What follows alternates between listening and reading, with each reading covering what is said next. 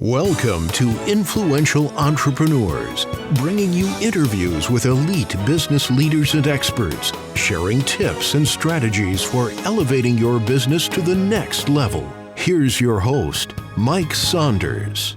Hello and welcome to this episode of Influential Entrepreneurs. This is Mike Saunders, the Authority Positioning Coach. Today we have back with us Morgan Lloyd, who's an independent insurance agent with Trailstone Insurance Group, and we'll be talking about protecting homeowners from natural disasters. Morgan, welcome back to the program. Thanks for having me back on, Mike. I really appreciate it. You are welcome. And I know this is such a hot topic. And as I'm saying the words hot topic, I'm going, oh, pun not intended, but pun intended, because natural disasters so many times in Colorado involve fire. And, you think about, oh, that'll never happen. Well, it does. And so let's jump right into kind of what your passion is for helping protecting homeowners from natural disasters, and then kind of what your service is to your clients in that respect. Yeah, I lived about 2 miles, or I lived about 2 miles from the really the epicenter of the Marshall Fire, and that was just an unbelievable experience. I don't think anybody expected a major town in the Denver metro to partially burn to the ground. That was such a impactful experience for everybody that lives here on the north side of the city. And kind of in the wake of that, people were trying to understand what was going on with their insurance. And unfortunately, a lot of victims of the fire discovered that they weren't adequately insured. I spoke with one young man who lost his home. He just bought the home 6 months previous to the fire. And he was trying to understand how he could be underinsured by hundreds of thousands of dollars. And so I reached out to him and offered to look at his insurance for him. And I looked at his Reconstruction Cost Estimate, and the information, the details in that estimate were completely wrong. And the Reconstruction Cost Estimate is the basis for your insurance for your home. So we collect all the information about your house, put it into our calculators, and that gives us a rough estimate of what it would cost to rebuild the home. And his agent failed to do that. Literally failed to actually do an accurate reconstruction cost estimate. It was just let me ask a question about that one point right there. And I'm glad we're not talking about specific names and things like that, so we can speak freely. But that particular policy that you were looking at, do you feel like it was, they just didn't do it, or here comes an agent knowing that this person is shopping insurance and they want to bring in the lowest premium. So the way to do it is to put in deflated value so that the premium comes in low and they win the deal. And then lo and behold, here comes a fire. Now you're underinsured. Could that be a potential possibility? I'm really a believer in that old saying of don't ascribe to malice what can be easily ascribed to incompetence. I think that that's probably what it was. Yeah. Just either a new agent or somebody in a very big hurry who didn't really care about their job. Either way, whatever the point was, this person was dramatically underinsured by probably $300,000 to $400,000 on a nice one. Oh, good night. And he's a young guy, and he's out of luck though. He sunk his life savings into that home. And so after speaking to him for about 30, 45 minutes about this, just trying to, and I was actually pretty shocked. I was pretty blown away that somebody could have done that. I put the word out there to try to explain how we are calculating people's reconstruction cost estimates. And I really got, involved in at least trying to understand what's going on after the aftermath of the fire in terms of reconstruction, and, how to at least try to structure people's policies in a better way going forward throughout this entire market for the foreseeable future, while reconstruction costs are going to be elevated. Yeah. Well, number one, this never should have happened. Number two, people need to be aware of it to prevent it from happening to them. And then, like you just said, reconstruction costs, those numbers fluctuate dramatically over time, but especially in these times we're in where, you hear, oh man, I ordered a couch and it's going to take a year to come in. What? It should be like here next Saturday kind of a thing. So we know that the construction industry is in crazy demand, which means costs are up. So it kind of makes me think this too, when you're looking, here's your client, they just get their house and they get their insurance and they sign papers and they just think they're hunky dory. What do they know? Like me, what do I know? I've got my home insurance. Yay. I don't read the fine print. I don't know what to even read. I'm trusting the person that structured up this thing. So talk a little bit about that. Yes, you don't want to be an idiot and not read papers, but at the same time, what do you know about all these numbers? That's where you need to trust someone that will put it together the right way. You need, and my job, the biggest part of my job, I think, is just giving people the information that they need. So the first thing you should ask your agent for, whether it's, whether you want to get a hold of me later on, or you want to get a hold of your agent or another agent, ask for the reconstruction cost estimate, that particular document. Look over it, make sure that everything in that document is accurate, at least to the best of your knowledge. It'll have detailed description of your house, the materials, type of materials used to build it, depending on the level of detail of the reconstruction cost estimate. It'll have the quality of your kitchens, or your kitchen, or a number of kitchens. It'll have the information about your bathrooms, the flooring, the siding, the roof, everything. Look over it, make sure it's accurate. If it isn't, if it's missing things that you think are important, make sure your agent understands that. You add that to the reconstruction cost estimate. That's the base number for your policy. Once you have that, I strongly recommend everybody in Colorado right now gets the maximum dwelling replacement extension. It has different names with different carriers, but generally we call it something like guaranteed dwelling extension. And that is a percentage above that number that we got from the reconstruction cost estimate that can be used for reconstruction of your property at that location. So some carriers will offer 20. So I want to have you clarify that point, because back about 15, 20 years ago, I was in the mortgage business. So I know what that number is you're talking about. And I think and this was many, many years ago, like I said, but the number that sticks in my mind is 125%.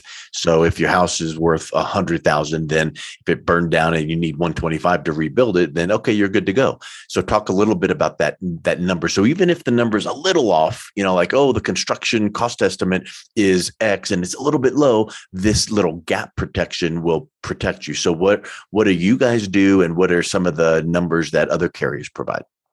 Yeah, so every carrier is different what they offer. A lot of carriers will only be at 20%, and so that everyone understands, condos are different than single family homes in this respect. It's critically important to understand that, to look at your policy. A few carriers will offer 25% extensions for the dwelling coverage on condos. That's a whole nother can of worms. What I'll be talking about here is, for the most part, single family homes. Yep. So what I recommend is that everybody get the maximum extension available. Some carriers will offer only 20%. If that's all they offer, and that's what you want to go with that carrier, and get the 20% extra. Some carriers will offer 50%. Some will offer 100%. Some will offer guaranteed dwelling replacement. If you can get guaranteed dwelling replacement, go with that. Mm-hmm. It won't cost very much more. Companies like Nationwide offer that, which we sell.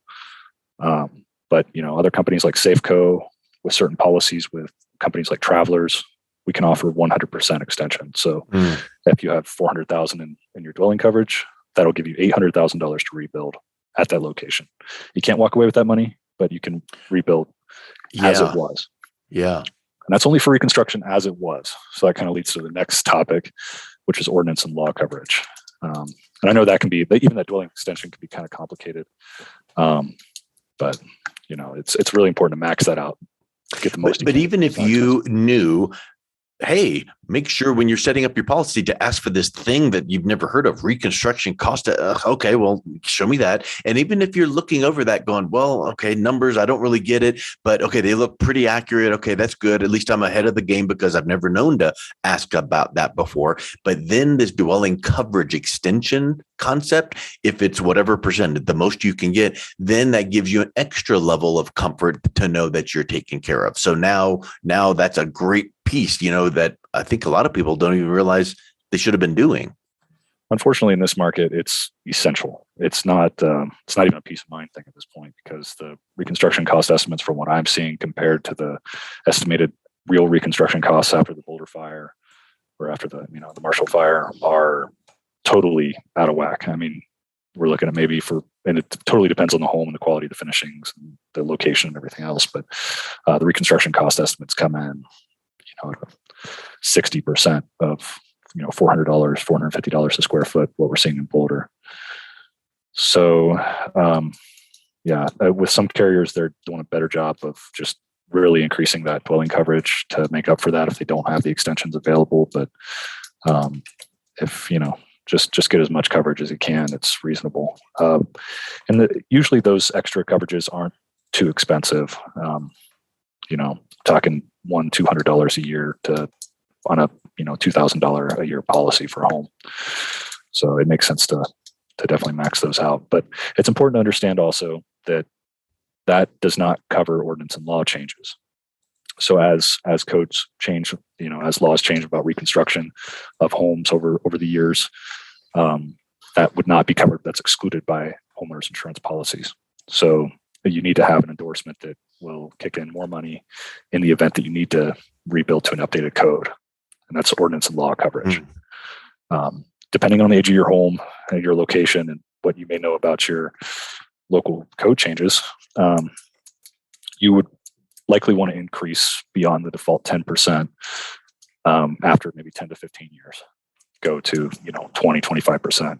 If your home is built in the 80s or 70s or 60s and it needs a lot of updates, if it were in the event it needed to be rebuilt, you got to think about the increased costs of insulation, windows, plumbing, electrical, all those things. Those would not be covered by the dwelling coverage. Those would not be covered by the dwelling extension, even with guaranteed dwelling replacement.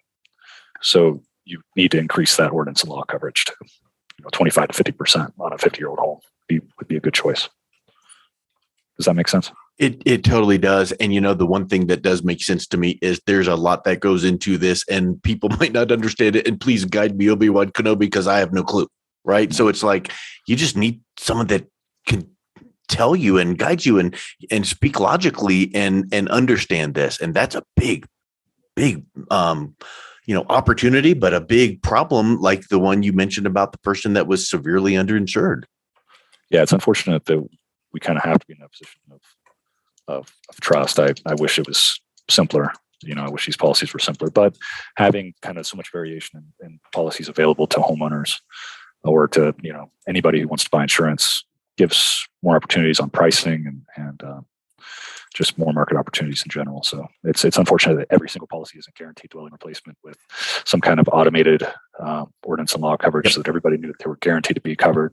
Unfortunately, it's not like that. And so reconstruction cost estimate, gap extension coverage, ordinance of law, these are all new things to me, and I'm a homeowner.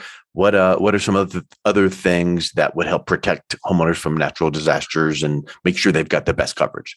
Yeah, so that's worst case scenario. We're kind of planning for if the house burned down and you had to leave for an extended period of time while it got rebuilt, or just had significant damage that had to be fixed and it took a long time to get back into the home for it to be safe for you to go back. You need to have loss of use coverage. Now, it's included in pretty much every homeowner's policy to some extent, including condo policies, but you really need to look at the terms of that policy or of that coverage. I've seen, especially on condo policies, I've seen coverages as low as $6,000 for loss of use. And that's an unbelievably small amount to cover for what this coverage covers. Is if you have to leave your property due to a covered loss, you can stay in the hotel. You can get takeout while you're in the hotel. All those additional costs, your additional cost for driving farther to work and back, any of those kind of small additional expenses. And then it also covers your apartment or house while they're rebuilding your house. So this means you don't have to pay for rent. Yeah, $6,000 in that example would go about a minute and a half. I would suspect. Yeah, maybe a month and a half. And that's just egregious, but I've seen that. And I've seen with homeowners policies, which normal single family home policies, it's not uncommon to see maybe actual loss sustained, which is the best coverage you can get and what you should get if you can. But I've seen that for like 12 months. Well, that's not going to cut it. You need to have 24 months minimum. Obviously, 24 months is actually the maximum that you can get in Colorado with most carriers. But get 24 months. Or with a lot of carriers, you'll have a dollar amount. And what I recommend there is just, figure out what it would cost for your family to live. If your house burned down, the additional cost of hotel for a couple months and, all the takeout and things like that, plus, an apartment for 22 to 24 months, or a house if you need a single family home.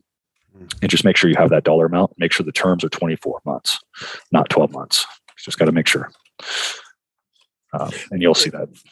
I mean, it's again, these are just points that are just, I feel, new, because as a homeowner for 30, 40 years, these are not things that I would know to think of. So this is so timely and helpful.